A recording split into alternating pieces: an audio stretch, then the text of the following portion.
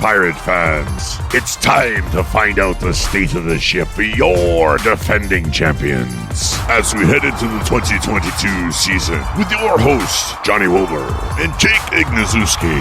And now, brought to you by Resonate, it's the state of the ship.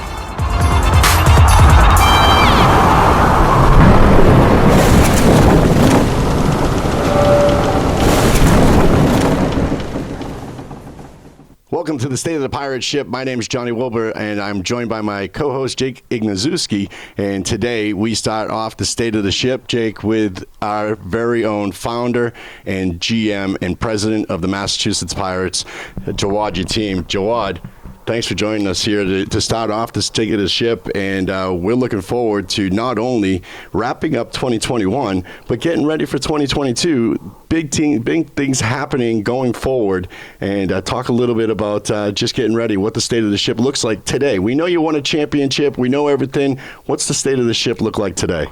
It looks good. It looks good. We've been working hard behind the scenes as always. Got a lot of great people in the organization, doing their jobs and working hard. And we're excited to get back after it. It's a short off season, the shortest off season we've ever had. Which is nice in a way because we're coming off our longest off season, obviously the year before. So, but things are approaching quickly, and we got some good announcements coming up, and we're looking forward to opening night. Talk about the short off season, Jake. I know you got questions about having a short off season and what it takes to build a team with players that are signed for just 1 year. I'm going to hand the microphone over to Jake because I know you're really ready to ask those questions. Yeah, absolutely. So like you mentioned, especially with the shortened season, I'm curious how that sort of changed the process, especially at the early part of the off season. And as well as, like John mentioned, with the 1 year deals, how does that also make your job a little bit more difficult? It would be nice to get, the guys that you would like tied up in a multi-year deal. So, you don't have to worry about it on a year-to-year basis. It is time consuming just having to go back and then re-sign the guys that you would like. It would be more convenient to get some multi-year deals done, but that's just the nature of what we do, and it's not our option, otherwise. So we got to do it. So, but yeah, the guys that we got on board from last year, we're definitely happy to have done that, and there's still some guys out there that we're talking to, that we'd like to get back on board. So, we're in conversation with a lot of guys, old, new, we're excited about all of them. So hopefully we can get some guys on board that we'd like to get on board and go from there. And as you mentioned, you guys already re-signed some of the key performers for the Pirates last season, Alejandro Benefield, Thomas Owens, as well as guys like Chucky Williams, Arlen Miller. But from some of the guys that you've re-signed so far this offseason, what are some of the guys that you're most excited to see?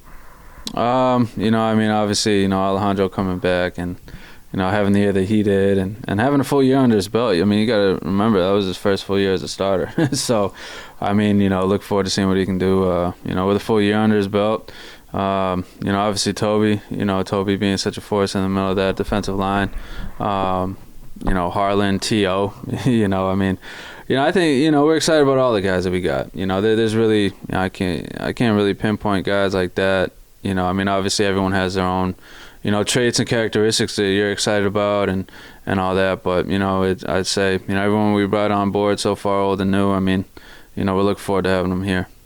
Talking with the founder, president, and GM, Jawad Yatim, in the Resonate studio here. Jawad, building a team like this in such a short amount of time after coming off of such a high, what does that take, and how do you bring yourself back down to be able to focus now on rebuilding after winning a championship? Obviously, our season ended, later than most of the teams, had in the league, and obviously there were some things that we had to,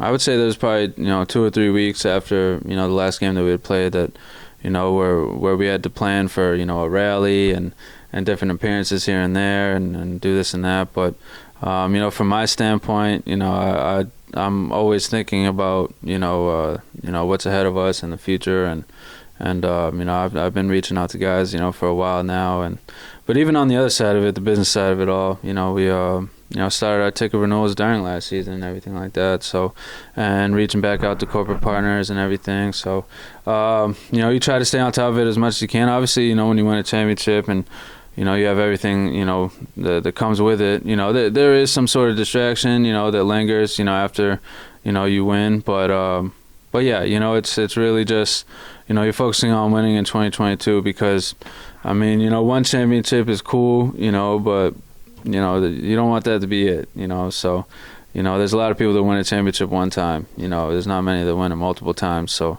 that's certainly the goal for us. And we're on to winning our first championship again.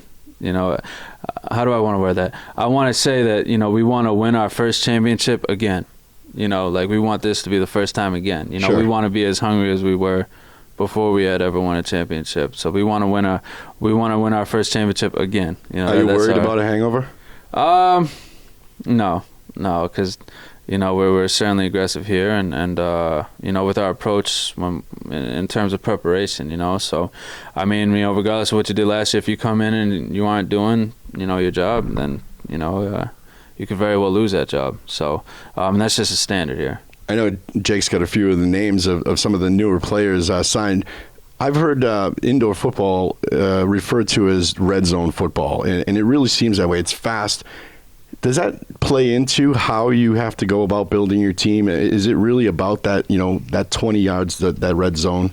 It's, obviously you want to be efficient in the red zone on offense and defense. That's certainly a big part of it. Obviously, the field's 50 yards long, so you're in the red zone, pretty much all game, but with the defense that we had last year, we were putting up outdoor numbers, which is pretty ridiculous. So, but yeah, you just put a team together that you think is going to be the best team that you can put together. Just from a production standpoint, from a talent standpoint, or from a character standpoint. You try to bring in the best guys that you can bring in, and then let it all sort itself out from there. But we you never really know what you got till they step out on the field and do it. So. We're excited to see, what we got come training camp, and we'll make some more decisions from there. So before we talk about some of the newer players that you signed this offseason, you brought up that character component and how important it is. Obviously, the talent's always important on the field, but something that I found interesting with my interview with Toby Johnson is he brought up after you guys started 3-3 to start the season, the biggest thing that helped you guys, get over the hump and get that competitive edge against other teams was the chemistry and that sort of brotherhood bond that they had in the clubhouse. So when you're starting to assess some of the players building this 2022 team to try and replicate that championship, how are you really able to find those guys that have that good character that's going to be able to replicate that great chemistry? You're not gonna, from a character standpoint, you're not gonna hit on everyone. At the end of the day, you set a culture here. And that's what it is. They either fit it or they don't. If they don't fit it, then they won't be here for too long. So, I think we got some good leaders on the team that will handle that themselves. At the end of the day, we want our players to kind of police all that, on their own. Obviously, we'll do it ourselves, when we have to. But, we want the team to buy in on winning another championship, and part of doing that is buying in from a character standpoint and putting the team first, and sometimes it's hard. We got, from 1 to 25, from 1 to 30. They're all great players, and when they're not playing, it's tough, But from a roster standpoint, from a game day roster standpoint, we go week to week. If you fit, what we need that specific week, then you're the person we're going with. If not, then you may have to sit with this one out, and it takes a lot for some of these guys. It's a tough pill to swallow sometimes. So, but you want it to be, because that means they're competitive, they care. If they weren't frustrated that they weren't playing, then you wouldn't want them around. So, right. It's part, players policing, the culture and protecting the culture. It's us establishing the culture and the people following it when they get here. So they got no choice. Makes sense. And two guys I was curious about your thoughts on some of the new signings. We all know how important it is, protecting the quarterback and especially the position of the offensive lineman. But you brought in Larry Williams as well as Rubens Joseph, and I was curious on how excited you are to have those two players and what sort of impact you think they'll make on the offensive line.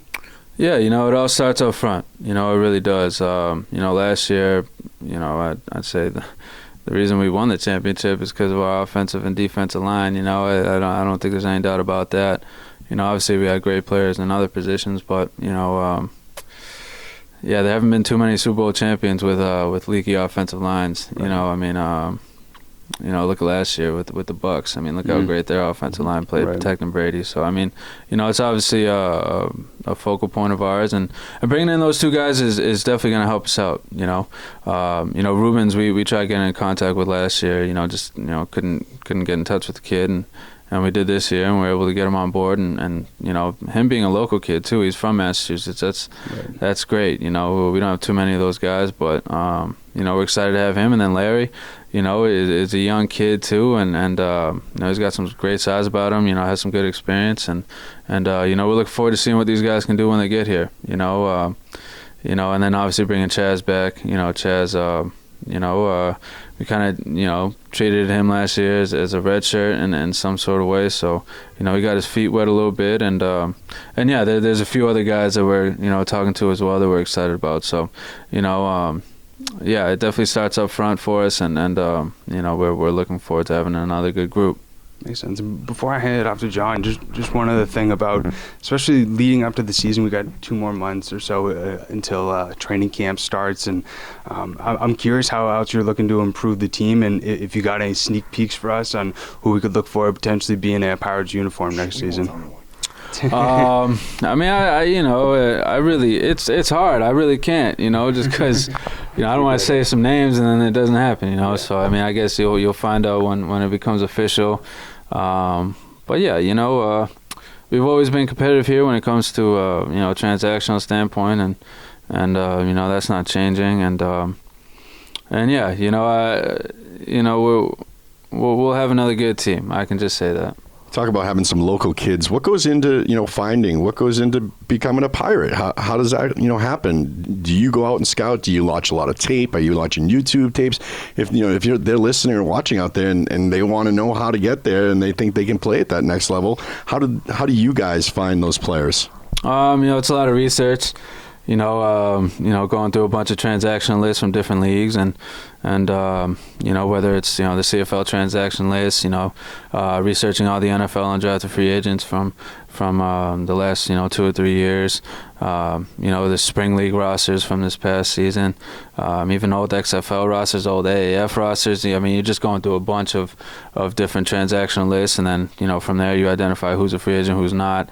Then, from that list, you identify who you're interested in, who you're not. You reach out. Then from that list, you go to who's actually responding, who's not, and then so it starts from a big list, and then it gets broken down into smaller and smaller lists, until you have the roster that you want. But it's a lot of research, a lot of watching film. Game film and highlight films, of the guys that you're interested in, sure. and a lot of communication, a lot of reaching out. That's one thing I don't think people realize. When they're it's not just I like him, let's get him. Sure. It's a lot of communication. It's a lot. So but you enjoy it. It's a fun process. It's great experience for me. Because ultimately this is what I want to do. So.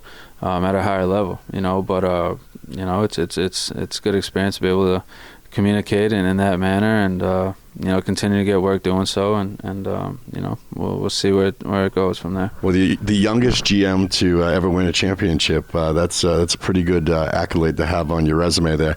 Now we know about I don't know about GM, youngest owner and operator. Yeah. I got to think GM. There's not many general managers that are your age that are doing it as well as you're doing it right now around any of the leagues. Yeah, I'm not sure. I don't know. Trust me. I'm going to take your word for it. I have no idea, but it's just something I've always been passionate about, and I never, when I first started this thing, I didn't have any experience. I just just did what I had to do because that was the only choice we had. So, you know, it was good, you know. Yeah. You obviously put a smart team around you, and that means not just the players on the field, but the coaching staff as well. Right from the top, Pat Pass, and down, you got a great coaching staff. Talk a little bit about some of the guys that are coming back and some of the new guys that you've signed as well, and in the coaching staff. Yeah, I mean, Coach Kaiser, you know, obviously coming back, he did a phenomenal job last year. You know, he's just young, enthusiastic, and that's that's a big trait that we look for. Not necessarily young, but, you know, enthusiastic, you know, have a lot of energy. You know, enthusiasm across the organization is what, you know, we want an organization filled with enthusiasm, you know, and pride, you know, and competitiveness, you know. But yeah, Coach Kaiser, you know, he does a great job for us. You know, definitely excited to have him back, you know, and it's good. You know, it's good in a way because, you know, communication will be, you know, a lot easier going into this year than it was last year in terms of, you know, just the playbook and the scheme and everything. You know, the players that we're bringing back, you know, it'll just be, you know, sure. Just get out there and do what you're used to doing and all that. And yeah, so it's nice to kind of just have things, you know, be a little more fluid than we've had in the past. You know, obviously with that continuity, but yeah, Coach Stout, you know, Coach Stout did an awesome job for us last year. I mean, you know, people don't realize, but you know, he never lost a game on our staff. We never lost a game with him on our staff. So, you know, he's still riding that streak right there. But yeah, he's stepping into a larger role this year. You know, offensive coordinator calling the plays. You know, he had a big part in the game plans that we had last year from an offensive standpoint. You know, he helped Bones out a lot. You know, in terms of just, you know, play calling and game planning and all that. You know, and Bones did a great job for us. But you know, we're definitely you know, excited about having Coach Stout, you know, back. And then you know, we got Coach Custer on board, who's never been here, but he's been you know, he's been you know, coaching alongside Coach Stout for a long time. So, you know, kind of going back to that, you know, fluidity and continuity, which is obviously important. You know, from a coaching standpoint on the offensive side, you know, it'll be smooth. You know, since they've worked together so much, and you know, especially, you know, with Coach Stout being here last year, it's not a completely new person. You know, calling the plays or whatnot, and working with the offense. So, you know, those guys we're definitely excited to have back. You know, I've been in conversation with Coach Pass, and you know, that's my guy. So we'll figure things out from that end. You know, and then we'll just continue to round out and fill the roster with, you know, various assistants. You know, and then, you know, everything will be tied up. January is a big month for us, you know, where we kind of, you know, tie everything up, you know, get our guys on board and kind of, you know, finish things off from a roster and coaching staff standpoint. Yeah, this is the state of the ship, and that means that we got to be, you know, just about figuring out where you're going to be come February, because they'll report in February. First game at home here, second week of March. Yeah, it's creeping up. So, I mean, you know, obviously, you know, you want to, yeah, like I mentioned, January is a big month just from kind of finishing things off. But everything, you know, nothing is ever really finished. You know, you're always continuously, you know, improving and looking and making moves and this and that. So, well, we saw that during the season last year too. That, you know, you signed a kicker, you know, 3 or maybe 4 kickers during the year because it was a problem issue. But at least you were able to find somebody, and then in the end, of course, you know, I think you got the right one. Yeah. You know, Garrett, you know, was unbelievable in that championship game, and you know, the biggest part of it all, you know, the biggest, you know, thing that obviously drew us to him was, you know, he's kicked in big moments before. You know, who would have known if we put someone out there with no experience in a moment like that? You know, Brackett was kicking at one point during the season. Yeah, you don't want that. You know, even though he did a good job. He did his job. You know, but it's not ideal. But yeah, I mean, we hope to not have the kicker situation be what, I mean, it was, you know, everyone we brought in was productive for the most part. You know, Josh and Ali and Garrett were all fantastic, you know. But, you know, we would like to have more stability at that position. But sometimes it's out of your control. I mean, Ali got, you know, called up to Canada, and Josh, you know, got banged up, and, you know, Garrett obviously came in and finished things off for us. But yeah, it would be nice to not have to, you know, go through that headache of finding, you know, 3 or 4 different kickers in a season. So, but yeah, you know, we're looking forward to you know, we re-signed Josh. You know, he's back on board. So, you know, we're extremely comfortable with him kicking for us. He's and he a great did a great kicker. job too. Up until his, did he not kick on a broken foot one night? And he was left foot kicking. So he got hurt against the first game against Arizona. It was his hip. Yeah. You know, and it was on the opening kickoff, which is why Sean kicked the rest of the game. But you know, when Ali got picked up by Winnipeg, we, he was, eligible to come off IR, so we took him off IR, and he was kicking off left-footed, which was pretty impressive. Yeah, pretty well. It was really impressive. Yeah.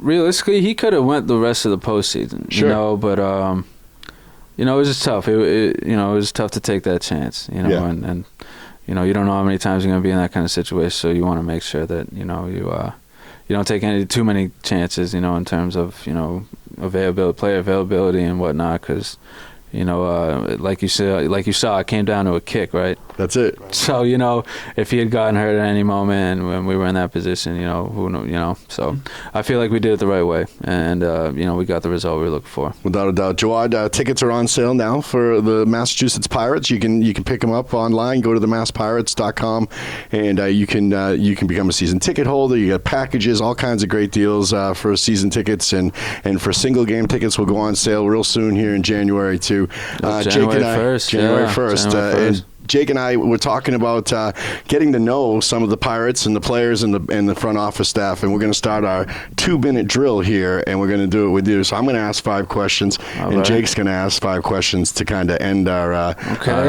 interview here. Let's hear it. So my 5. First of all, what's your favorite out of the 4 major sports in New England? Your favorite team? Teams. Yeah. I'm going to say it's between the Celtics and the Patriots. Yeah. I'd say it's split down the middle there. There you go.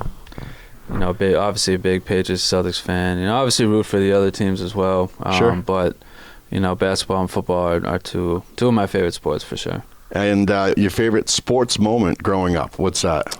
Wow. If you have one. Where we're from. There's so many of them. Wow. I'm going to give you 2. Okay. So I don't feel terrible afterwards. But, obviously when the Pats won their first Super Bowl, Amazing. that was unbelievable. Back in 2001, that was unbelievable. But then obviously, when the Celtics won, in 2008, that was amazing too. Because, obviously being a Celtics fan, you hear about the 80s, and sure. Everyone's talking about the 80s all the time, and to experience your own championship with that team, that's just unbelievable. My biggest regret in Boston sports history is that they never won, multiple championships, because sure. they deserved it. That team was, with the big, I call it a big 4, because Rondo was really Without playing at that level. He was without a doubt, absolutely, one of the most, NBA triple doubles. Without him, they don't win. So yeah, so we so I'd say those are my 2 favorite moments in Boston sports. What's your favorite local place to hang out for dinner? Your favorite local restaurant?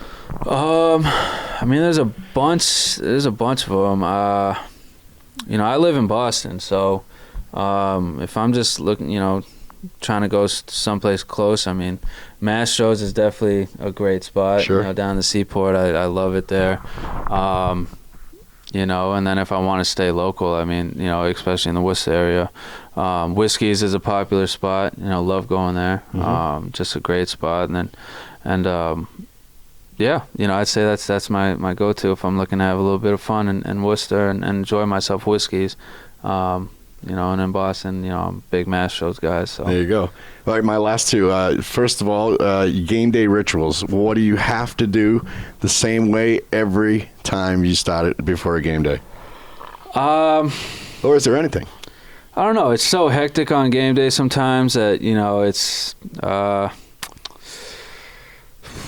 don't. From a routine standpoint, I can tell you that last year, it was that Tucson game where I wore black pants, this black zip up black hat, and my black shoes, and we won that game. And I told myself I was going to keep it rocking until we lost, and I didn't shave, and I grew my facial hair out, not thinking we were never going to lose again. But and And, you know, we ended up not losing again. My hair was way too long, and I wore the same outfit every game day, you know, from there on out. So, you know, I'll have to pick a new outfit this year. But, yeah, from a game day routine, it's really just coming here and make sure the merch is all good to go, Sure. you know, along the main entrance. And, you know, making sure, you know, the game day staff is where they need to be. You know, interns are doing what they need to do. You know, production's ready to rock. You know, the players are ready to go. They have everything they need, you know, in the locker room. You know, the away team's all set up, and they're good. You know, the signage is looking good along the field. The field looks good itself. You know, furniture is in its place in the field suites. I mean, it's the DJ's ready There's to a go. lot to You know, go into it. It's a lot. You know, they're obviously writing all the checks out and passing them out, you know, to the game day staff that receive them. And, yeah, it's a lot. The game day script looks good, you know. Yeah, you know, it's a lot. But, you know, as far as a single routine, you know, there's not one that I have. But, you know, yeah. Lastly, for me, before I hand it over to Jake, what's your favorite road trip? What road trip do you look forward to the most? None of them can be really great, but what do you look forward to getting on the most? So, I mean, I asked the commissioner for a trip to Vegas. You know, I wanted a home and home with them. But, you know, they're coming here, but we didn't get it. But I'm actually really excited about going to you know, the Bay Area and San Diego. You know, I'd never been to the Bay Area before, so, you know, definitely excited about going out there, checking out San Francisco and that whole area. Obviously, we play in San Jose, but, you know, I'm excited to see that whole area. I've never been there. And then San Diego, I've never been to either, so definitely excited about those trips. And then, you know, even Spokane, you know, I've never been there as well, so I got my boy Sam out there. He said he's going to take care of us, so, you know, looking forward to seeing those spots for sure. Great. All I've heard about San Diego is that 75, just not too hot, not too cold, so you can't complain about that. Yeah, not at all. I mean, you know, it's certainly nice. You know, we can't wait. You know, that's, you know, we do travel a lot, but you get to see some nice places and go to different places, and you know, yeah, it's nice. You know. But as you brought up throughout this episode, you grew up in the New England area, and I was just wondering, what's your favorite college team? I'm not.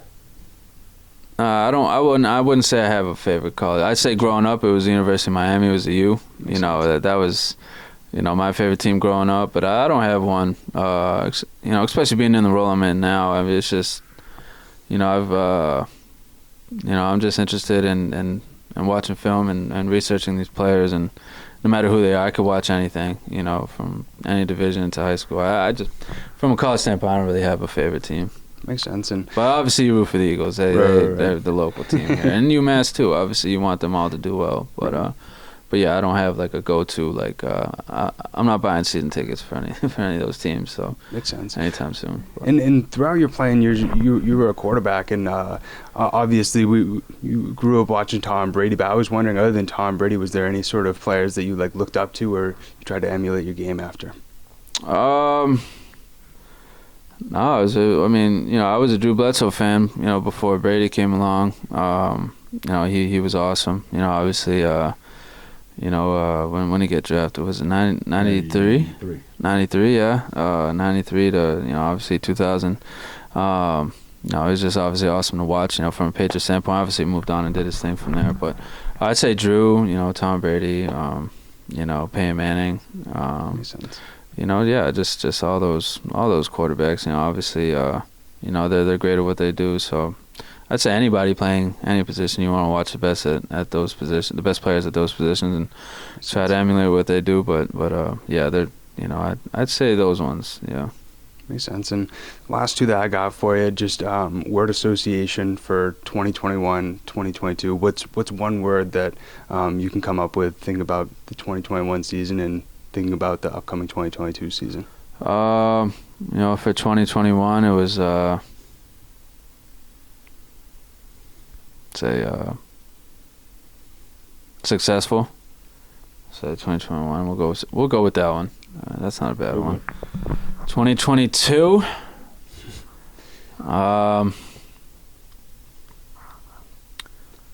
We'll go with compete. You know. Makes sense. Go with compete. You know, we want to compete harder this year than we did last year. You know, we want to we want to be better this year than we were last year. I mean, I know we won 10, but there's definitely areas where we could have been better, and that's the plan. I want a better, we want a better team this year than we had last year. That's the goal, So yeah, go with that. Makes sense. Really, really appreciate you taking the time today, Jawad, and really appreciate everybody tuning in, listening, watching. We're recording here from the Resonate Studio. This is the State of the Pirate Ship. Make sure you subscribe on YouTube and whatever audio platform that you're listening to. We'll see you next week.